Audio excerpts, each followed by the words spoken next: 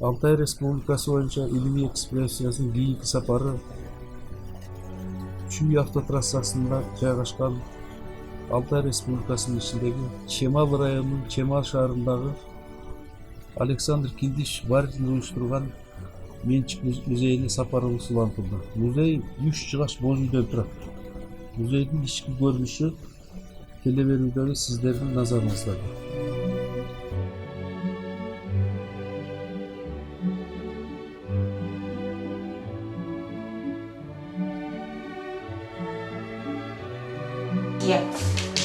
Так, садись.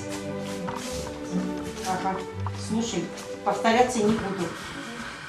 Почему аил мира, дружбы, согласия? Потому что мы в республике проживаем 50 разных национальностей. 4 большие конфессии существуют. Вот представители данных конфессий, они оформляют нам уголок. Например, вот там исламско-мусульманский уголок. Представители Татарстана, Узбекистана Коран завезли. Православный уголок. Это батюшки нам оформили. Алтайский уголок, Ахтян Ахбурхан, буддийский уголок. Вот эти 4 стола все полностью подарки. По ним вы можете увидеть, вот даже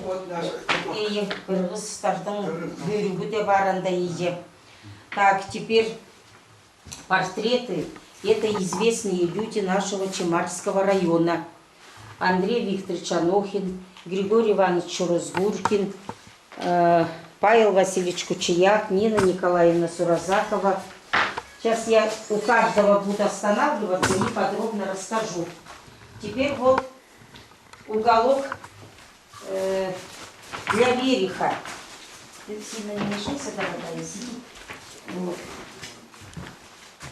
Потому что Николай Константинович Рерих в Уймонской долине прожил и, как сказать, изучал у горы Белухи, там, где он искал Беловодье, и там он искал и Шамбалу. Вот. Теперь вот это уголок для художников, уголок сказителей. Павел Васильевич Кучияк учился в университете Востоковедения. Очень талантливый писатель, поэт, прозаик, лирик, драматург. Сам писал пьесы, сам же играл главные роли. Создавал театр, культ-передвижка называлась раньше. Поэтому у нас Горно-Алтайский национальный драматический театр носит имя Павла Васильевича Кучияка. Со стороны алтайцев, со стороны Алтая, это Павел Васильевич Кучияк был первым другом Алексея Максимовича Горького. Горький его постоянно приглашал в Москву на съезды. Он активное участие принимал. Даже в историческом музее в Москве золотая книга, называется «Золотой фонд нашей страны», начинается с его произведения «Алтын таңдақ тярды», «Сожглась золотая заря», перевел на русский язык Демьян Бедный. Все его произведения, труды переведены на русский язык. Алексей Максимович Горький познакомил его с Анной Гарфт, а Анна Гарфт давным-давно перевела все его произведения. Вот. А родом он с нашего Чемальского района, с долины Куюн. Профессор педагогических наук Нина Николаевна Суразакова. Ее родители жили в селе Бешпультир, тут у нас есть, оно в сторону в Лагу, это село наше. Вот. Там общеобразовательная средняя школа носит ее имя. Училась она в Москве. Она же и автор, и составитель современной алтайской грамматики, учебник, который я училась, мои дети и мои внуки, правнуки сейчас будут учиться. И алтайскую литературу она составляла. Вот. Работала она в университете, и в школе она работала. Вот уголок писателей, поэтов, среднее поколение. Но среди них они еще не все портреты. Живой, здоровый Брантой Янганович Ведюров, Василий Турдоевич Самыков. Но остальные, можно сказать, в ином мире. Но этим поколением мой муж очень дорожил. С Лазарем Васильевичем Гокшевым, с Аржан Адаровым, с Иркеменом Палкиным мой муж учились вместе в одном классе.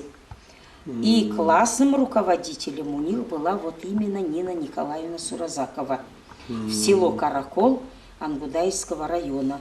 А потом, значит, их перевели в национальную школу, рабфак называли. Рабфак потом переименовали на национальную школу. Ну, вот такой жизненный путь они вместе прошли.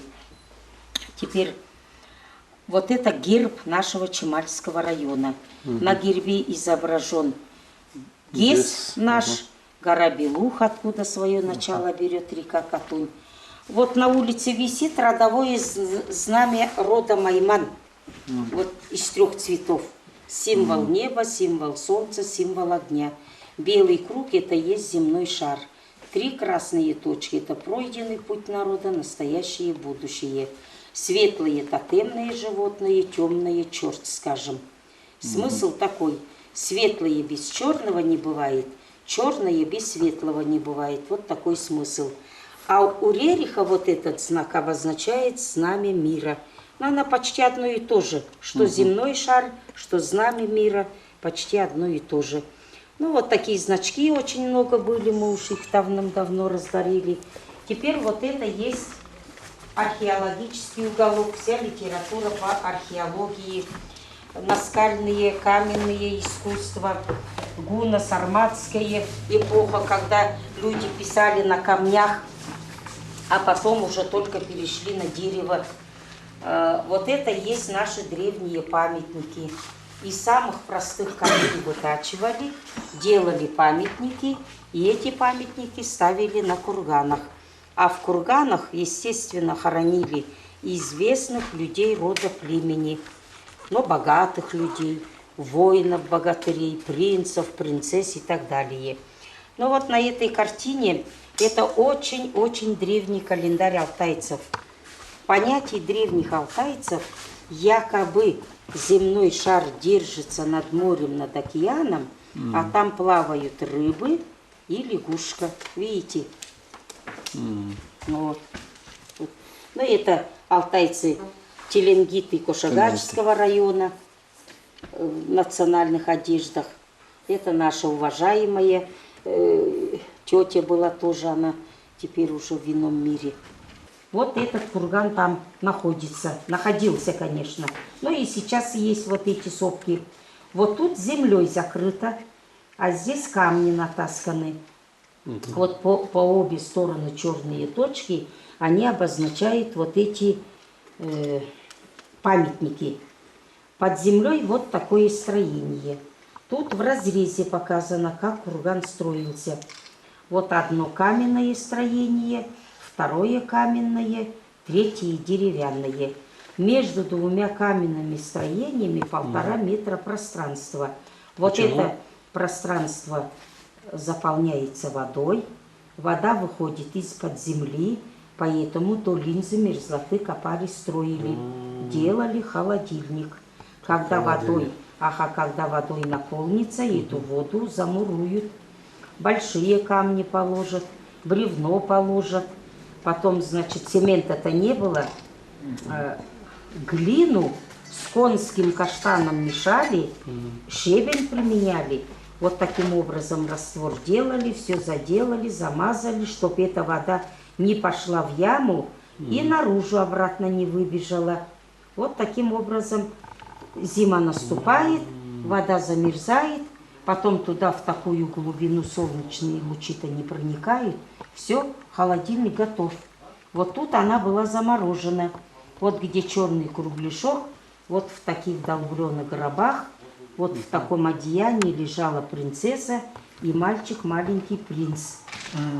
Вот у нее на голове кожаная шапка была вот такой длинной. В эту длинную часть она ложила еще 2-3 стрелы от лука.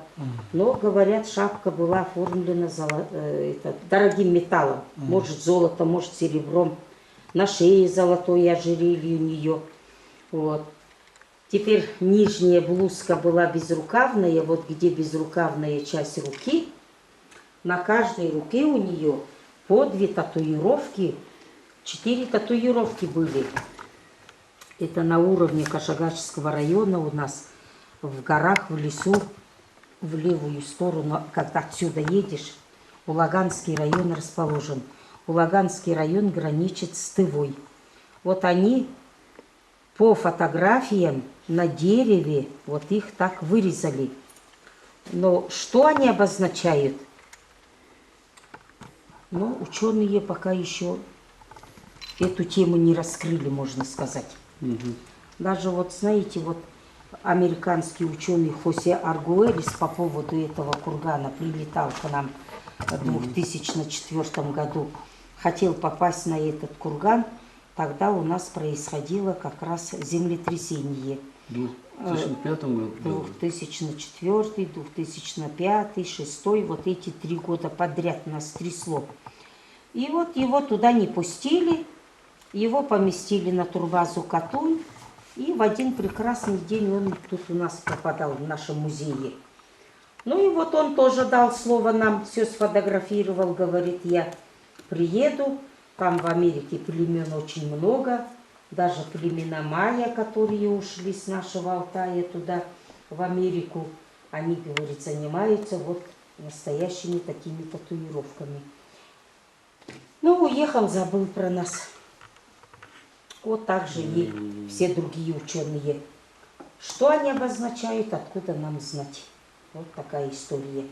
Теперь, значит, она, отсек, у нее одежда, боевые доспехи, украшения. 4 боевых коня было похоронено вот в этом отсеке. Принцесса-то была непростая, она была воин-вожак племени, и девушка незамужняя, 25 лет. Вот. Поэтому мальчика 9-летний, ну 9-8 лет определили врачи, он сейчас в данное время находится в Германии. Все изучают, чего там изучают.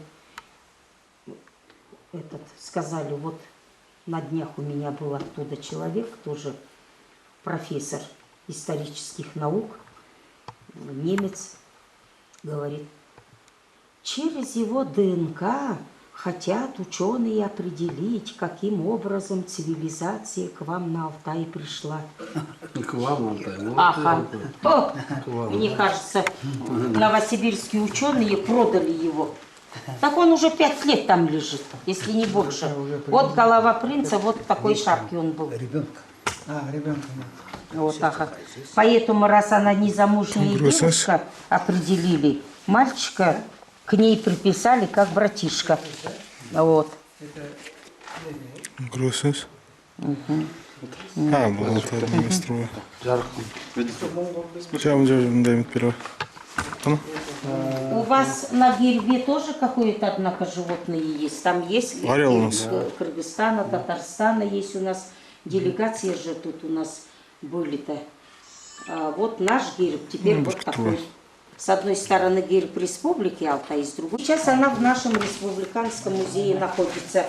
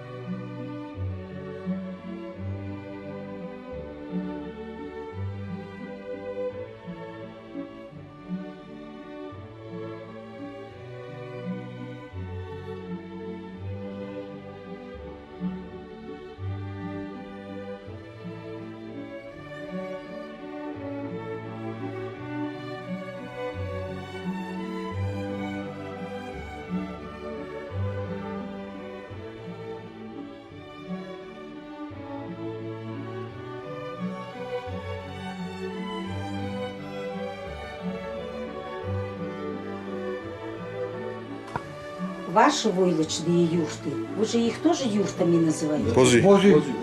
Божий. Бозуй, А Серый дом. кис, Кисви. кисаил, где без кисаил, где вы Ну, правильно говорю. Вот, ага. Вот. Что кисаил, что вот это войлочная имитация войлочной юшты, пока производство войлока у нас не налажено, она у нас только-только началось в таком на стадии развития. Когда войлок будет, я, конечно, вверх шапочку все закрою войлоком. Вот ваши аилы, юшты все, они круглые. У монголов, у казахов, у тувинцев, у всех. А у алтайцев отличается 6 гранями. К своим косам приплетают. Артисты применяют их. Шиньоны, парики из них делают в парикмахерских до сих пор. Вот, но это одно. А второе было такое поверье, что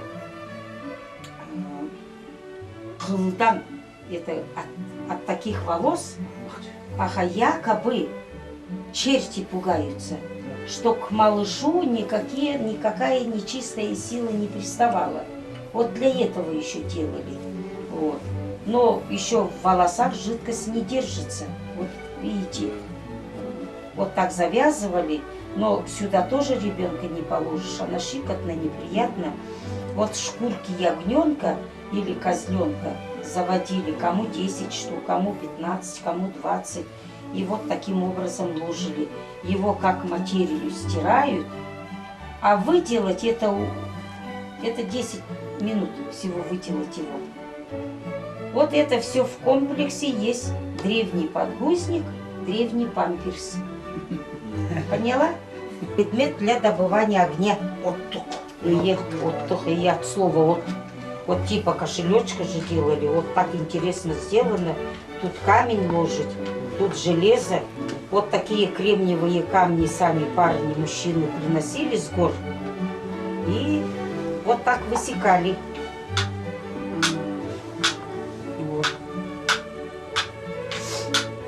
Вот. Но вот от этих искорок обмотанная сухая трава должна была загореться ее. И разжигали огонь. В Новосибирске. Потом там у нас консульство есть. Вот, пожалуйста. Встретили нас. Ой, спасибо большое. Ол жаған алғала барсақ. На музее будет. Мы говорим, от нас вы кошмар бегали. И анда писа қожаға что летят, поедят. Вокруг вообще. Таисия. А я в родительном падеже написала Таисия. Кому? Таисия Петровна. Петровне. Она распространяла. Кому? Ага, кому? Кому отправите? Таисии Петровне. Бардиной. Ага. А так Бардина Таисия. Бардина Таисия Петровна. Я Чингисхан, Темурлан Османский переводил место, Ага. а теперь недавно Чингисхан на русскую язык. Вот эти 4 книги места. Хорошо. Чингисхан, потом будет Чингисхан, Темурлан и Османский. Но многие спрашивают, иногда и не знаешь, что ответить. Тут хоть прочитаешь и знать будешь. Темирлан перевинде, и Чингисхан перевинде, вот аха. Или вы говорите? Вот аха. А вот сериал, который шел 40 серий, по-моему, да? Оппозиционер. Вечный оппозиционер. Вечно оппозиционер. нынешнему правительству тоже. И